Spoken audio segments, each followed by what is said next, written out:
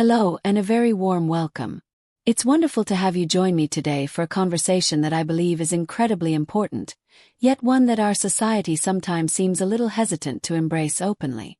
Have you ever noticed how, as people get older, there's almost an unspoken assumption that certain aspects of life just fade away? That interests, passions, and yes, even desires somehow have an expiration date. It's a common narrative, particularly when it comes to intimacy and sexuality in our later years. But I wonder, and perhaps you do too, if that narrative really tells the whole story, or if it's time we started to explore a more vibrant, more truthful, and ultimately more human perspective. Today, we're going to gently open the door to that very conversation. We're going to talk about sex, intimacy, and connection in the lives of older adults, or as I prefer to think of it, in our seasoned years. Now, why is this topic so vital? Because intimacy, in all its forms, is a fundamental human need and a profound source of joy, connection, and well-being at every stage of life. It's not something that magically disappears when we hit a certain age. In fact, for many, the desire for closeness, for touch, for emotional and physical connection, can become even more meaningful as we navigate the changes and experiences that come with a long and rich life. To ignore this aspect of aging is to ignore a vital part of what makes us human, and to inadvertently buy into ageist stereotypes that simply don't serve us. In our discussion today, and in the parts that will follow, we're going to explore how intimacy can not only continue but actually thrive in later life. We'll touch upon some of the common physical and emotional changes that can occur, not as insurmountable barriers, but as invitations to adapt and discover new ways of connecting. We'll talk about the importance of communication, of redefining what intimacy means to us, and share some thoughts on how to keep that spark, that connection, alive and deeply fulfilling. This isn't just about physical acts. It's about the emotional richness, the comfort, the sheer joy that intimacy can bring to our lives, helping us feel seen, valued, and deeply connected, which is essential for our overall happiness and mental strength. So, where do we begin this important exploration? I think the very first step, and perhaps the most powerful one, is to actively challenge the societal myths and the subtle ageism that often surrounds the idea of older adults and sexuality. For generations, there's been this pervasive, almost invisible assumption that as people age, especially past 60, 70, or 80, their sexual desires naturally diminish or vanish altogether. They become desexualized in the eyes of society, sometimes even in the eyes of their own families or healthcare providers. We see it in media portrayals, in jokes, in the often uncomfortable silence when the topic arises. But let me say this clearly. This is a myth. Harmful one. The capacity for love, for affection, for desire, and for sexual expression is lifelong. It is a natural and healthy part of being human, regardless of the number of candles on your birthday cake. To suggest otherwise is not only inaccurate, it can also lead to feelings of shame, isolation, or a sense that one's own natural feelings are somehow inappropriate for their age. This is something we need to actively push back against, both in our societal conversations and in our own internal dialogues. You have every right to your feelings, your desires, and your pursuit of intimacy at any age.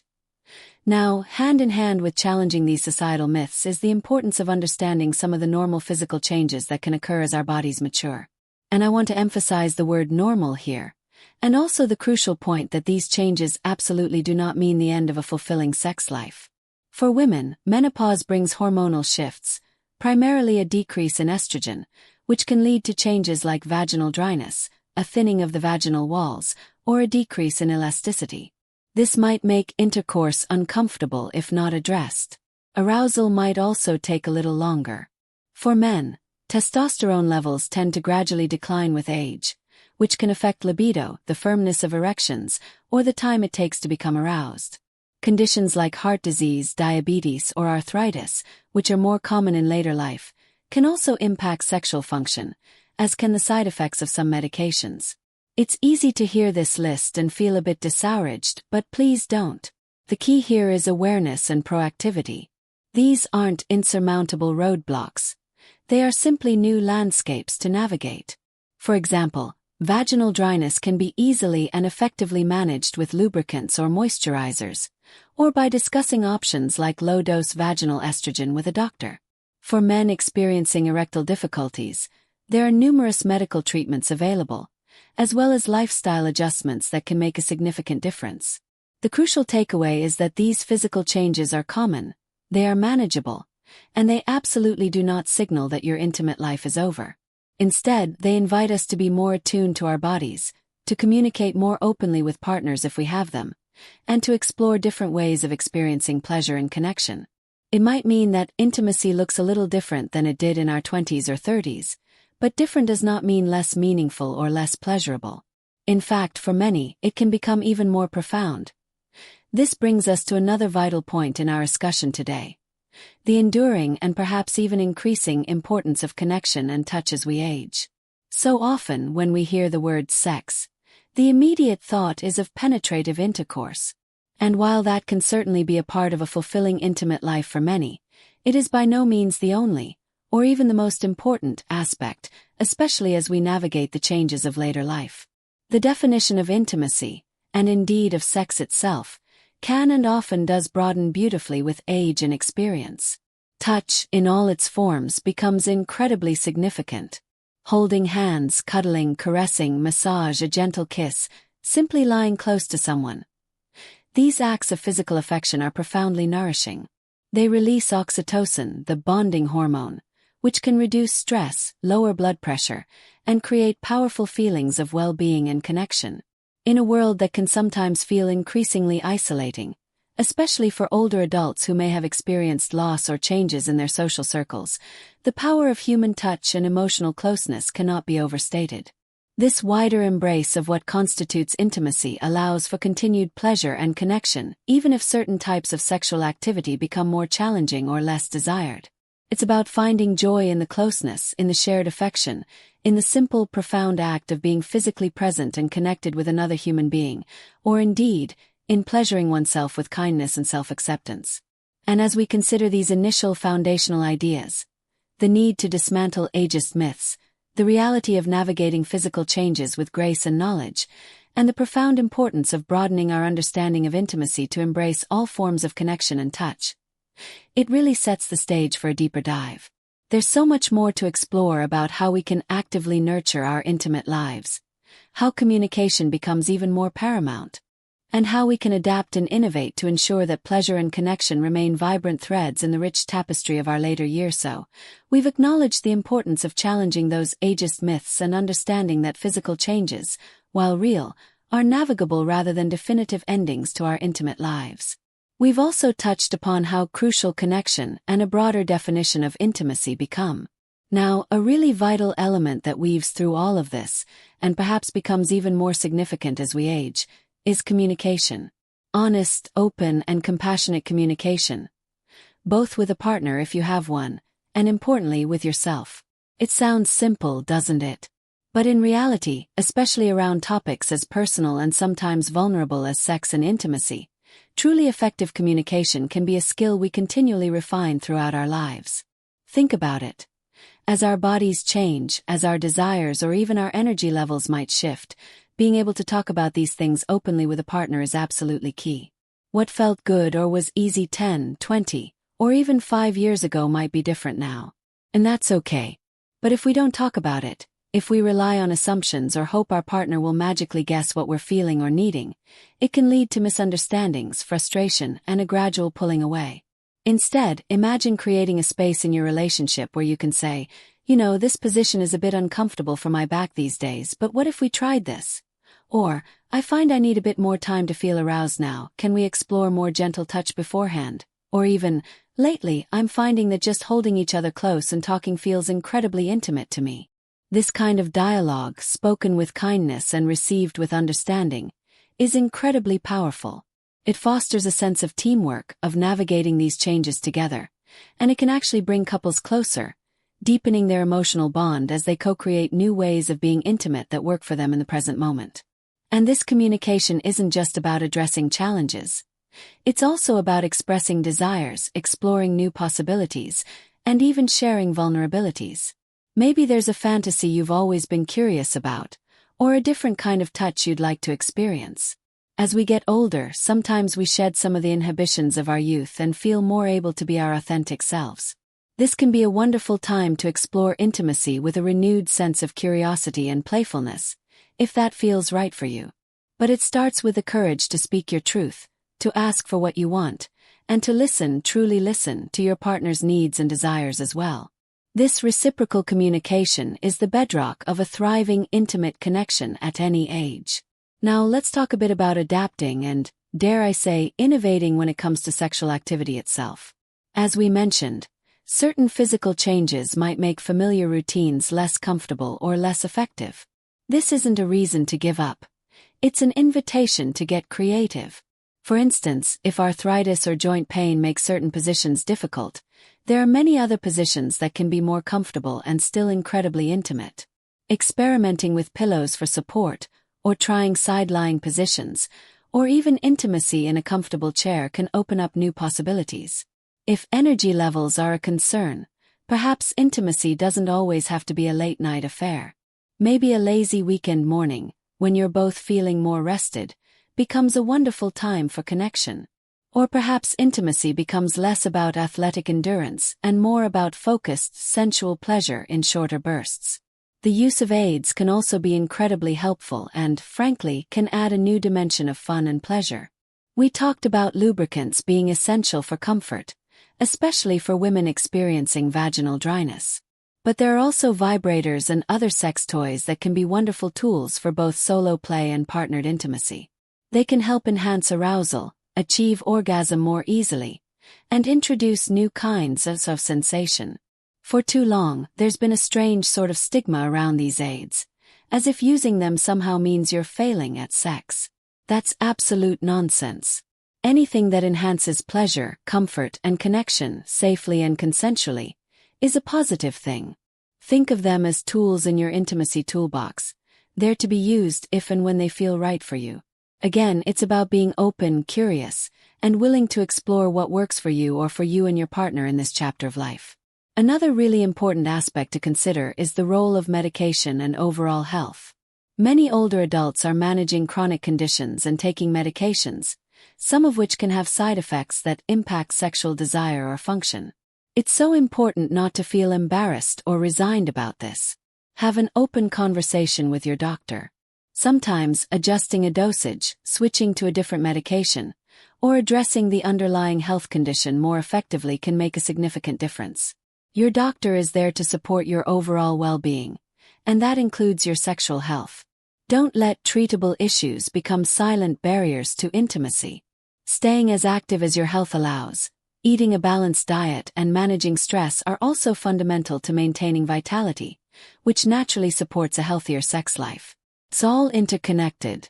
Our sexual health isn't separate from our overall physical and mental health. It's an integral part of it. And what if you don't have a partner? The desire for intimacy, for sensual pleasure, for connection, doesn't vanish simply because one is single, widowed, or divorced. Self-pleasuring or masturbation is a healthy, normal, and incredibly beneficial practice throughout life, and certainly in our later years. It's a way to stay connected to your own body, to understand your own responses, to release tension, and to experience pleasure. There should be absolutely no shame or stigma attached to this. It is a form of self-care, self-love, and can be a deeply satisfying way to meet one's own intimate needs. Again, it's about honoring your body and its capacity for pleasure on your own terms. The freedom and self-knowledge that can come from this is empowering, regardless of relationship status. So, as we navigate these considerations, the vital role of open communication, the invitation to adapt and innovate in our intimate practices, the importance of addressing health and medication factors, and the validity of self-pleasure, we begin to see a much richer, more nuanced picture of what sex and intimacy can look like in our seasoned years. It's far from a story of decline. Instead, it can be a story of evolution, of deeper connection, and of discovering new dimensions of pleasure and closeness, often with a wisdom and self-acceptance that may have been harder to access in our youth. And this journey of rediscovery, of embracing our ongoing capacity for intimate connection, has profound implications not just for our relationships, but for our very sense of aliveness and joy as we continue to live fully.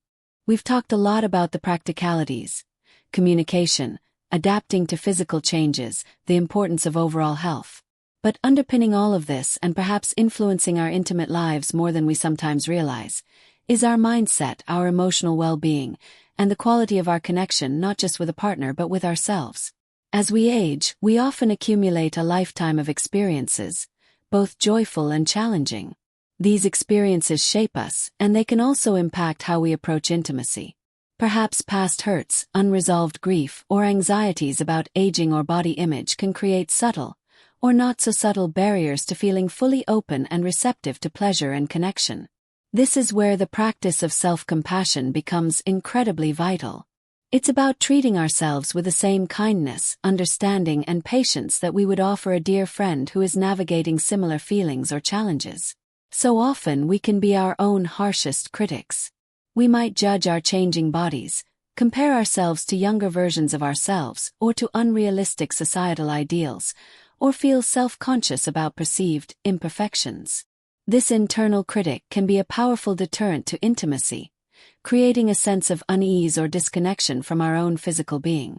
Learning to quiet that voice, to embrace our bodies with gratitude for all they have done and continue to do for us, and to accept ourselves, wrinkles, scars, and all, is a profoundly liberating act. When we can approach ourselves with this kind of gentle acceptance, it naturally creates more space for joy, for sensuality, and for a more relaxed and present experience of intimacy. Another key aspect is rediscovering and nurturing sensuality in our everyday lives, not just in explicitly sexual contexts. Sensuality is about engaging all of our senses, about finding pleasure and beauty in the world around us and in our own physical experience. This could be the joy of a warm bath, the comfort of a soft blanket, the taste of a delicious meal savored slowly, the beauty of a sunset, the sound of beloved music, or the scent of flowers in a garden. When we consciously cultivate these moments of sensory pleasure, we become more attuned to our bodies, more present in the moment, and more receptive to all forms of pleasure, including sexual pleasure. It's about keeping our senses alive and awake, which naturally enhances our capacity for intimacy. Think of it as exercising your pleasure muscle in a broader sense, making it stronger and more responsive. For those in long-term partnerships, it's also important to remember that intimacy evolves. The fiery passion of early romance might naturally mature into a different, perhaps deeper and more tender form of connection. This isn't a loss. It's a transformation. The security, the shared history, the profound understanding that can develop between two people over many years can create a foundation for an incredibly rich and satisfying intimacy.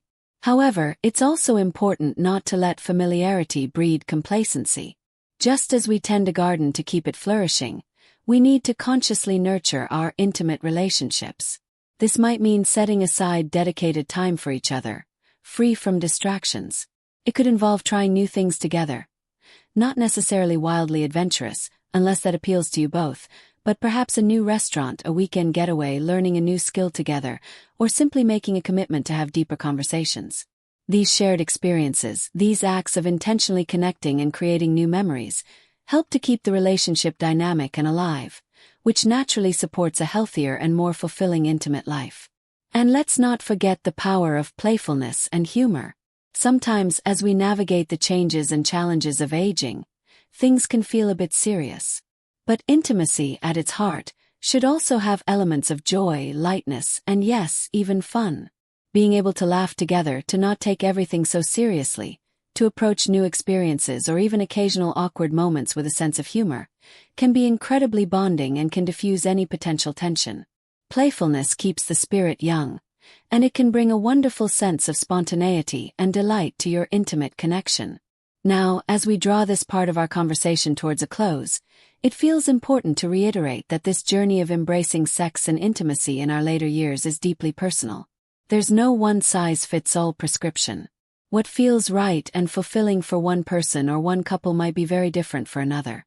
The most important thing is to approach it with honesty, with kindness towards yourself and your partner if you have one, and with a willingness to explore and adapt. It's about defining intimacy on your own terms, in a way that honors your current needs, desires, and circumstances. It's about recognizing that your capacity for love, connection, and pleasure is ageless, a vital part of your humanity that deserves to be nurtured and celebrated throughout your entire life.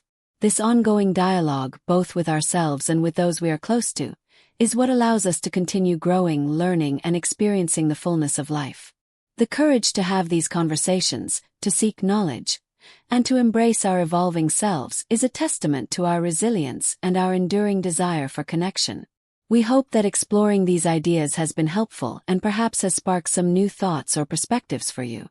Remember, this is a journey, not a destination, and every step taken with openness and self-compassion is a step towards a more enriched and fulfilling life. We always value hearing from you, our community. If you feel comfortable sharing, perhaps there's an insight from your own experience, or a question that this discussion has brought up for you, please feel free to leave a comment below. Your contributions make this a richer space for everyone. And if this conversation resonated with you, we'd be so grateful if you'd give the video a like. It truly helps our channel reach more people who might benefit from these discussions. And, of course, if you haven't done so already, please consider subscribing for more content aimed at living our best, most vibrant lives at every age. Thank you for being here, for your openness, and for joining in this important conversation. Here's to a life filled with connection, joy, and intimacy, in all its beautiful and evolving forms.